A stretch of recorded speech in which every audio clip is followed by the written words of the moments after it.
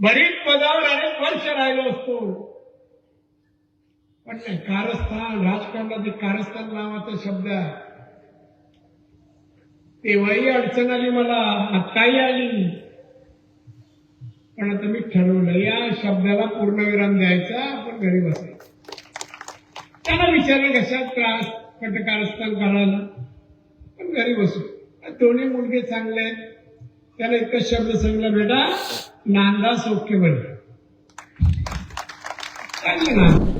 त्या सभेवर राणे साहेबांच्या बोलल्यानंतर आमच्याकडे बोलण्याची पद्धत नाही, म्हणून कृपया आम्हाला असे प्रश्न विचारू नका.